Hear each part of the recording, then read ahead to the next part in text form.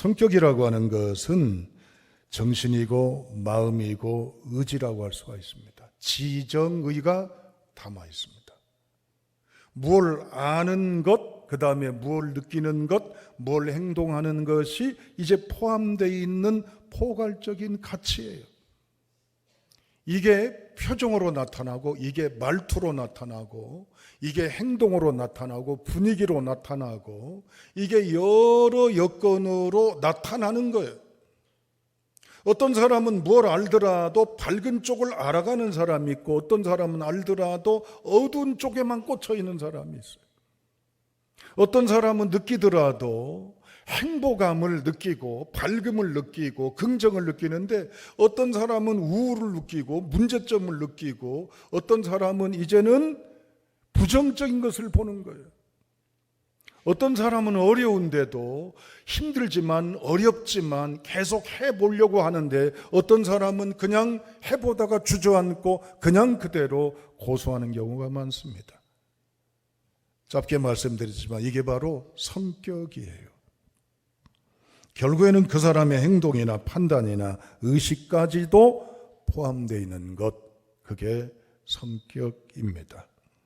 오늘 본문의 말씀에 설교자의 눈에 비친 이 다윗은요, 굉장히 하나님 앞에 애통하고 있고 비통해하고 있고 간절히 원하는 것이 있습니다. 성격 때문에 고민하고 있는 거예요. 자기 자신의 성격 때문에 벌어진 어떤 일, 이 성격으로 인해서 씻을 수 없는 치욕거리인 이제는 잘못된 부정함을 범한 다윗이 하나님 앞에 성격에 대한 고뇌를 드리는 장면이 오늘 본문의 말씀 10절에 나와 있습니다.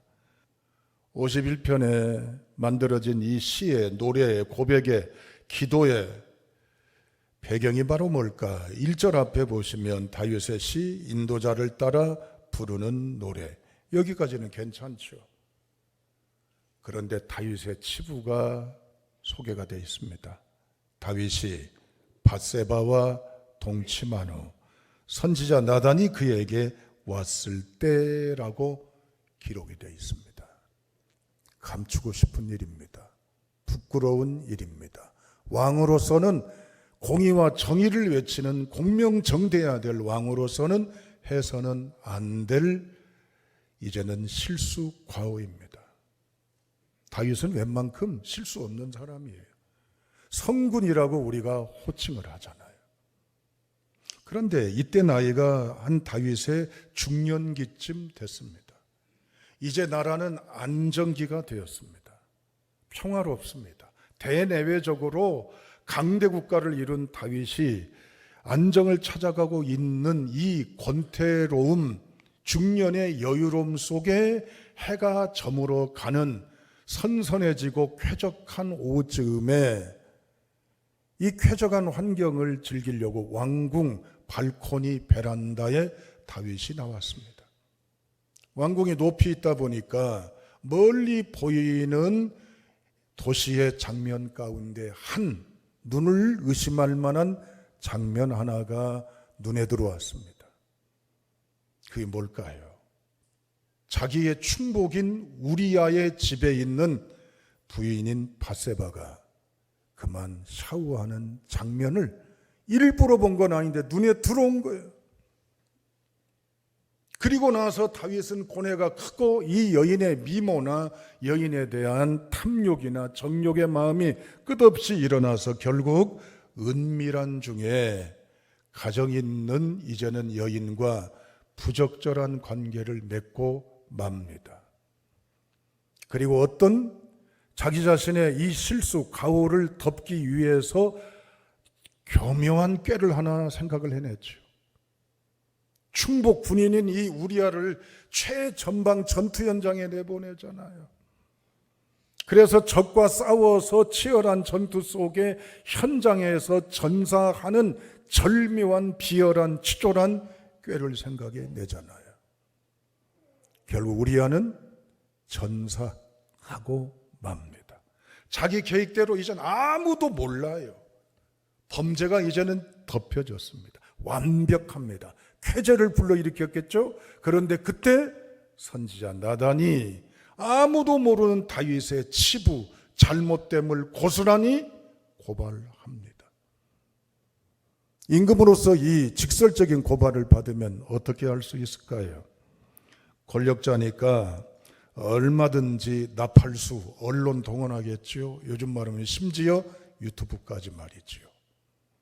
그래서 권력자에게 호의의 언론, 여론 조작을 얼마든지 할 수가 있습니다. 친정부적인 친여성의 여론을 가지고 TV나 신문이나 유튜브를 가지고 얼마든지 권력을 비호할 수 있도록 도구로 사용할 수 있습니다.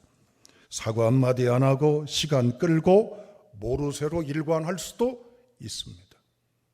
권력자니까 수사기관 공권력을 동원해서 기익수사, 가혹수사를 할 수가 있어요.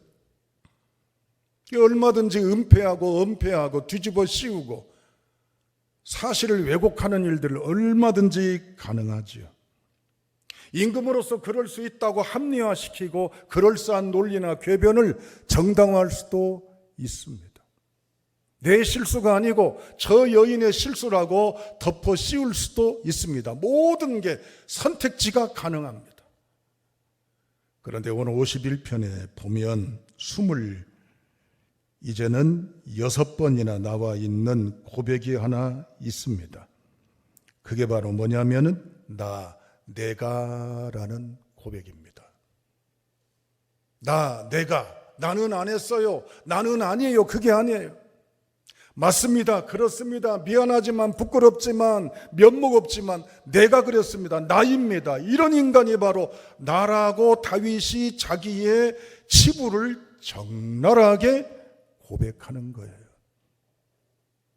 다시 말하면 모르쇠가 아니고 사과합니다. 통회합니다. 자복합니다. 잘못이라고 얘기를 합니다. 자, 3절, 4절, 5절 읽어보시죠. 내가 주께만 범죄하여 주의 목전에 악을 행하여 싸우니 주께서 말씀하실 때 의로우시다 하고 주께서 심판하실 때 순전하시다 하리이다. 내가 죄악 중에서 출생하였으며 어머니가 죄 중에서 나를 잉태하였나이다.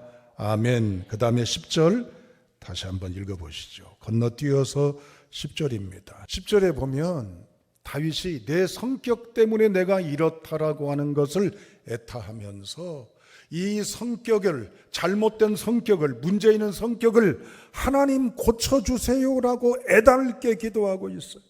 그 성격이란 말이 어디 나와요? 정한 마음을, 정직한 영을 그 얘기입니다. 다윗은 수천 년 전의 사람입니다. 그런데 어쩌면 사람의 내면에 있는 성격 형성에 대해서 현대 심리학이, 정신의학이 발견해낸 발견을 이미 선언하고 있어요. 어디를 보시느냐? 한 번 더 읽죠. 5절 읽어보시죠. 5절 시작.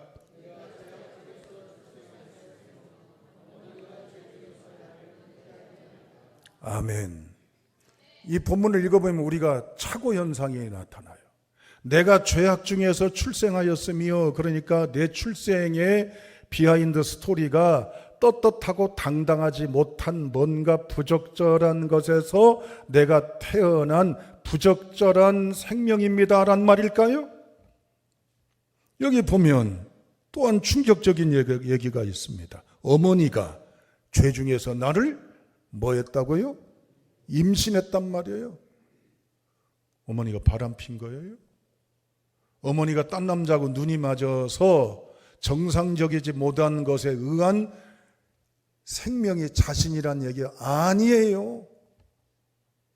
이 말은 다윗은 대단히 인간 성격의 형성 과정에 중요한 획기적인 선언을 하고 있습니다. 이건 부적절한 관계에 내가 태어난 그 불행에 시다는 것이 아니라 인간은 누구나 다 유전적인 요소에 의해서 선대로부터, 앞선 어버이 세대로부터, 앞선 조상들로부터 물려받은 것이 있다, 그 말이에요. 그게 뭡니까? 출생하였으며, 그 말이에요. 아니 잉태했나이다 그 말이에요. 유전적인 요소를 말해요. 정신의학계에서는 그렇게 얘기해요.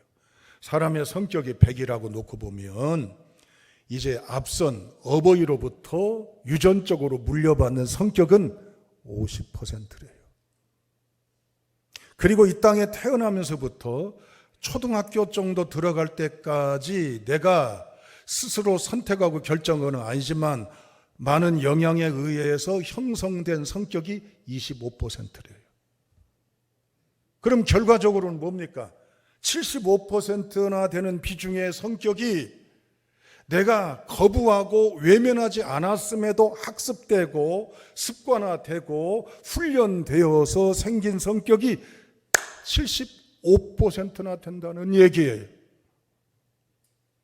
동의하십니까? 나머지 25%는 뭐예요? 백분율이에요. 이건 내가 수고하고 노력하고 습관하고 길들이고 끝없이 도전해서 내 문제점을 개선점을 바꿔가는 의지의 분량이 25%라는 거예요. 그래서 사람들은 대부분이 이 25%를 안 한다는 거죠. 물려받은 대로 산대요. 우리 뇌는요, 익숙한 걸 따라가게 돼 있답니다. 내가 판단해 볼 때 나는 우울한 성품이 있고 슬퍼함의 기질이 있으면 내가 이러면 안 되지 하는 것도 있지만 대부분 안 되지라고 하는 걸 따라가는 게 아니라 익숙한 우울대로 간다는 거예요. 익숙한 우울과 비슷한 분노대로, 소심대로, 가학대로, 자책대로, 열등대로. 이게 우리들의 모습이다라고 하는 얘기입니다. 사랑하는 여러분, 저나 여러분들을 여러분 분석을 해보십시오. 나에게는 원하지 않았던 몫이 결국 성격이라고 하는 지정이 알고 느끼고 행동하는 것이 이미 나에게 주어졌습니다. 이건 어버이로부터 물려받았고 출생할 때부터 초등학교 갈 때까지의 대부분 교육의 영향은 성품의 성격의 영향은 부모로부터 물려받는 게 대다수예요. 그래서 사도 바울은 가정교육의 대헌장을 얘기합니다. 에베소서 6장 4절. 아비들아, 너희 자녀를 노엽게 하지 말고 오직 주의 교훈과 훈계로 양육하라. 자녀를 노엽게 하지 말래요. 화나게 하지 말고 이제는 자녀들 우울하게 하지 말라는 얘기일까요? 공동번역 성경에는 알아듣기 쉽게 이렇게 번역을 했습니다. 어버이들은 자녀들의 마음에 상처를 입히지 말고 주님의 정신으로 교육하고 훈계하며 잘 기르십시오. 어버이들은 자녀들에게 무엇 주지 말고 상처를 주지 말고 입히지 말라고 얘기해요. 상처라는 말은 구약의 용어로 말하면 따라합니다. 깨지다, 망가지다. 신약의 용어로 말하면 실족. 그렇습니다. 이 말이 무슨 말이에요? 우리 어버이들이 자녀들에게 남겨야 될 좋은 유산의 중요 부분이 뭡니까? 좋은 성격, 습관, 생활, 의식, 사고 이걸 남겨줘야 돼요. 그냥 교회 나가라, 예수 믿어야 된다고 귀딱지 듣도록 권해주는 신앙만이 아니라 이게 결국 신앙을 가지고 살아가는 어버이들의 언행심사의 모습의 훈련, 모습, 영향이 자녀들이 있어야 될 줄로 믿습니다. 자녀에게 상처를 주면 상처는 자녀를 깨트리는 거예요. 그릇으로 비유하면 그릇이 깨져요. 그러면 깨지면 깨진 그릇이 날카로운 조각들이 됩니다. 그냥 맨 그릇으로 있을 때는 괜찮지만 깨진 그릇을요 자칫 닿으면 찔려요, 베어요, 이제는 갈라져요, 아파요. 자녀들에게 상처를 준 어버이에 의해서 부모는 모르죠. 그러나 자녀들은 이 깨진 인생관, 깨진 성품을 갖고 성격을 가지면 누군가를 반드시 찌르게 돼 있어요. 누군가를 베게 돼 있고 누군가를 실족해서 넘어지게 돼 있고 누군가에게 고통을 주고 있는 게 바로 우리들의 인정하고 싶지 않은 순환이라고 하는 걸 여러분 놓쳐서는 안 됩니다. 다윗이 이렇게 우리아의 아내 밧세바를 범한 이유가 뭘까요?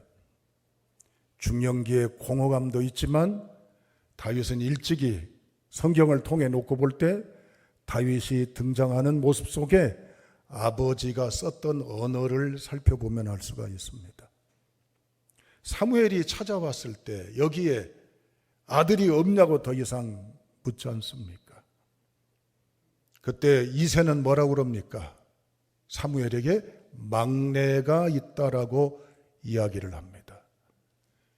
8 아들 가운데 순서로 말하면 첫째, 둘째, 셋째, 넷째, 다섯, 여섯, 일곱, 여덟 끝 막내라는 순서의 막내라는 표현처럼 들리지만 그게 아니라고 그랬잖아요.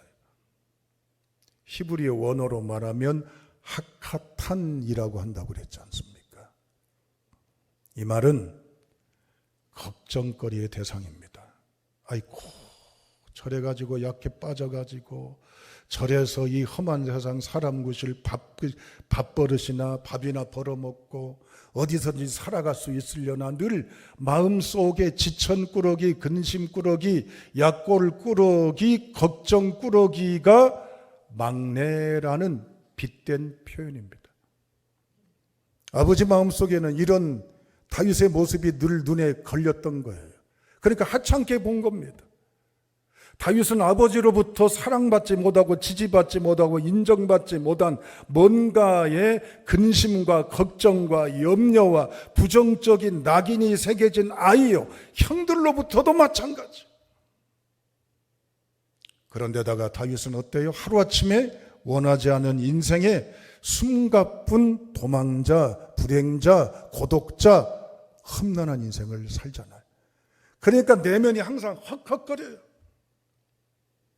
배고프고 배부르지 않고 외롭고 쓸쓸하고 살아나고 견디지만은 다윗의 마음속에는 빈방이 많은데 이 빈방이 어느 날 갑자기 욕정으로 쾌락으로 드러나게 되었다라고 하는 사실입니다.